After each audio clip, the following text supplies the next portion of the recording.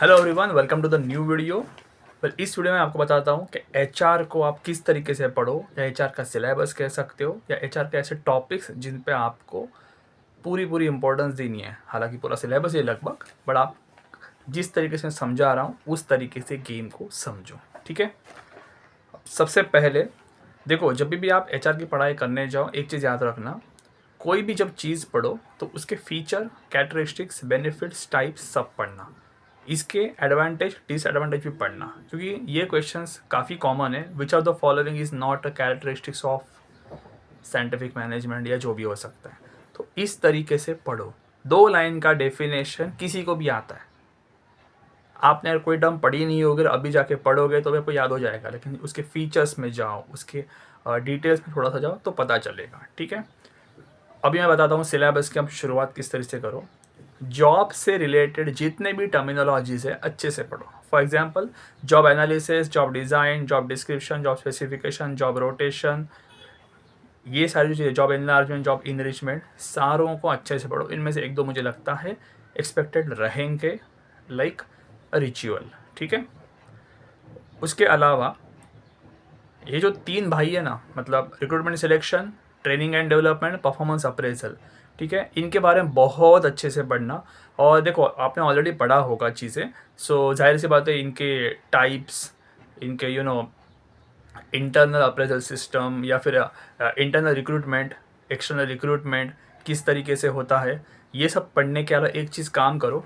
Top के कुछ companies के ना ये चीज़ें पढ़ो कि फ़िलहाल इसमें रिक्रूटमेंट का चीज़ कौन सी इस्तेमाल है या क्या है। मुझे पता है अगर ये इजी, मॉडरेट, डिफ़िकल्ट कैटेगरी में कहूँ, ये डिफ़िकल्ट लेवल का होगा कि एल&टी में फ़िलहाल कौन सा रिक्रूटमेंट स्टाइल या अडॉप्ट किया जाता है।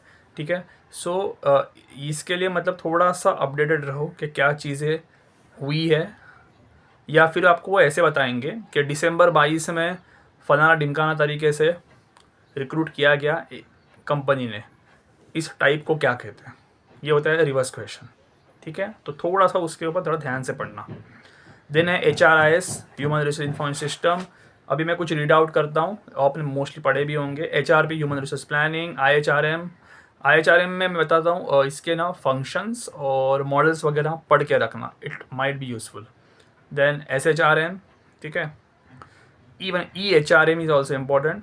हाँ, अभी मैनेजमेंट थियोरीज की बात करें तो कंटिंजेंसी थियोरी, देन क्लासिकल, तो पढ़ के रखो, इसमें से कोई भी आने के चांसेस रहेंगे। Leadership theories are also there. Leadership theories में कहूँगा बिहेवियरल थियोरी या फिर ट्रेड थियोरी पढ़ के रखना। ये थियोरीज आर इम्पॉर्टेंट एनीवे। देखो 60 मार्क्स आगे हमें किसमें से कौन पूछे, हमें कोई गारंटी नहीं है। HRD पढ़ के रखो। HRD में मैं आपको बता कर रखता हूँ, मतलब HR अकाउंटिंग, देन उसके फीचर्स, देन उसके एडवांटेजेस एंड डिसएडवांटेजेस, इस तरीके से पढ़ो, गेम समझो।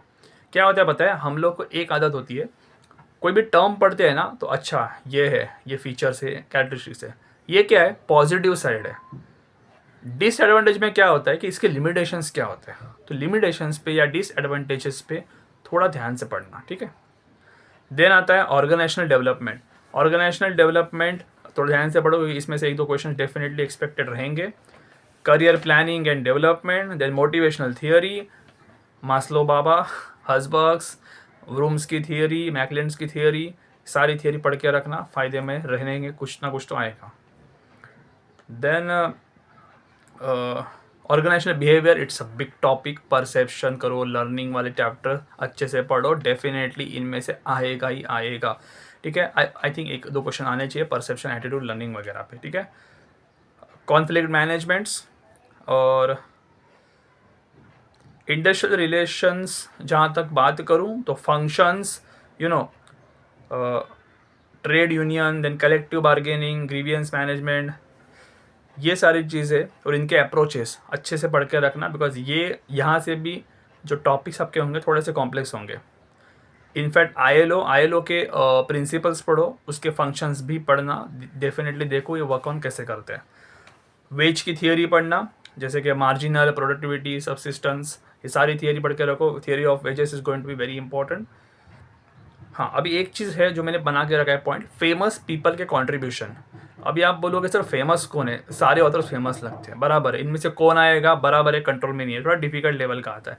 फिर भी मैं बताता हूँ, Taylor, Henry Fayol, Peter Drucker और ऐसी कोई IMP डेफिनेशन आपको लगती है जिनमें ये लोग के नाम है, इसके अलावा जो बार बार आ रहे पढ़ के रखो यार, पता नहीं बाय लक अगर मिल जाए वेरी ऑनेस्टली तो हो सकता है, नहीं हुआ तो डेफिनेटली आप उसको स्किप करोगे, ठीक है। बट फेमस लोगों के नाम पढ़ो, आज की भाषा में कहूँ तो #वायरल जिनके नाम ज़्यादा है ना, जैसे ये मैंने बताया वही है, पीटर ड्रकर वगैरह, तो डेफिनेटली इनके थोड़े से थियरीज वगैरह ध्यान से पढ़ो, इनके कॉन्ट्रीब्यूशंस पढ़ना। Then management functions of management, latest trends in HRM, ये थोड़ा सा हल्का हल्का टॉपिक है, पढ़ के रखो, इसमें से एक आधा हायर लेवल का आ गया, किस्मत अच्छी रही टू बी वेरी ऑनेस्ट, क्योंकि देखो 60 में से 60 के लिए जाना मुश्किल होगा, तो एक आध दूसरा अगर फेवर में गया तो हो सकता है, नहीं हुआ तो fine, you will skip. What are the types of strike, strike के जो टाइप्स है वो करते रहो, जैसे कि वाइल्ड कैट, पिकेटिंग वगैरह जो है, उस हिसाब से आप अच्छे से पढ़ के रखना। Even then types of interview, then labor welfare, labor market, these are going to be IMP topics, compensation management, leadership style like autocratic, bureaucratic वगैरह, पार्टिसिपेटिव मैनेजमेंट, ठीक है। अब इसके अलावा मैंने लेबर लॉज के ऊपर कुछ लॉज है वो आप नोट पहले सुन लेना, बाद में नोट डाउन कर लो। देखो, industrial disputes act 1947, employ compensation act 1923, ESI act 1948, contract labour regulation and abolition act 1970, minimum wages act 1948, maternity benefits act 1961, child labour act 1986, employees provident fund act 1952, equal remuneration act 1976, then the mines act, industrial employment standing orders act 1946। ये मैंने detail में दिए हैं, मतलब not combine, अलग से मैंने बताया है।